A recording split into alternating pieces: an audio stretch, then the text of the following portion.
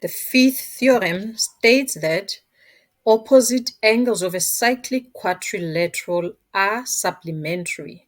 Remember, the word supplementary means equals to 180 degrees. And what is a cyclic quadrilateral? A cyclic quadrilateral is it's an object that has four sides, four corners, and then those four corners have to touch the circumference. Okay, you will see that we have A, B, C, D. All points are concyclic. That means they are on the circumference, and it's four of them. So that means they are forming a cyclic quadrilateral. So we have to prove that the opposite sides are supplementary. So that means what we are required to prove is that angle A plus angle C is opposite A, equals to 180, or vice versa. We can prove that B plus D is equals to 180. Okay, where do we start? Proof. We start with construction. Okay, what are we constructing now? Construction.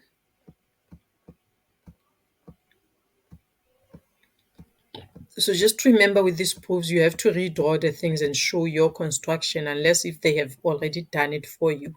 All right. So in this case, we're going to join lines O, B.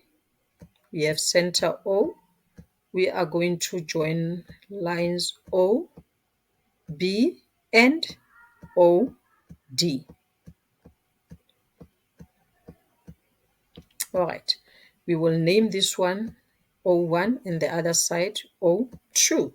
And then we're going to use theorem 2 again to prove this one. So we joined OB and OD. So theorem 2 said angle at center is twice angle at circumference. So we do have angle at the center and angle at circumference C. Both of them are suspended by BD. Okay, so we're going to say O1 is equals to 2 times C. What is our reason? Which is quite famous by now. Angle at center. You always write your reasons down. Angle at center is 2 times angle at circumference is equals to twice angle at circumference. Okay, this is a symbol for angle. There's no need for you to write the word angle. This is a symbol for angle at circumference. So just write sec, short for circumference. And then also this angle O2 will also be equals to its angle at circumference. Both O2 and A1 are suspended by BD. So this is 2 times A. Okay, the reason is the same. You write it down. Just because it's not, it's the same, it doesn't mean you don't write it down. You're going to write exactly the same thing there. Okay, just to save time, I won't write it. I will just say same, but you don't do that, please. You write angle at center is twice angle at circumference. All right. So what do we know about the whole of angle O? Is that it's a revolution. Revolution equals to 360. So from previous grades, we had learned that angle on a point is called a revolution. In our case, that's angle 1 plus angle 2. So these two angles are on a point, so that means they sum up to 360. All right. We did say O1 is 2C, so we're going to say 2C. We substitute O1 by 2 times angle C plus O2, we found it to be 2A. So O2 will be 2A. 2 times angle A, this is equals to 360. Okay, if we divide everywhere by 2, so that means we're going to have C, angle C. 2C divided by 2 is angle C. 2A divided by 2 is A. And 360 divided by 2 is equals to 180. And we just proved the theorem.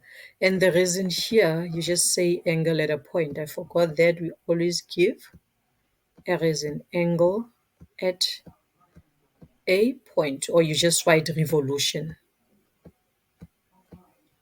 In short, you can just write revolution. Okay, that was easy.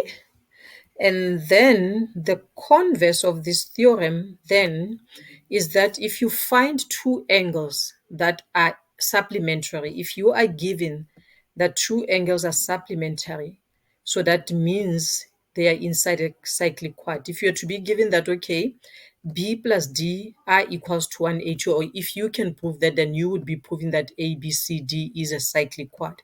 So it's either you are given that this is a cyclic quad, then the conclusion is that, okay, its opposite angles are supplementary, or it's either you are able to prove, or you are given that the opposite angles are supplementary, then you say, then that means A, B, C, D is a cyclic quadrilateral. So most of the times when it comes to cyclic quadrilateral, you cannot just claim it unless if you are given, if you are told on a statement that this is a cyclic quadrilateral. If it's not given and you want to use its conditions, you would have to then prove it. All right. Theorem 6, which is still within the quadrilaterals. What is a quadrilateral again? Cyclic quadrilateral is when you have an object that has four sides of which its vertices touch the circumference. All right. So if you have a cyclic quadrilateral that has an exterior angle x there, then the theorem says the exterior angle of a cyclic quad is equal to the interior opposite angle. All right, let's look at this one. You don't need to know the proof, but you do need to know it. An exterior angle of a cyclic will be equal to the opposite co-interior angle. So that means angle DQL is equal to angle A there. If we had an exterior angle there, then we would say this angle is equal to this angle. All right.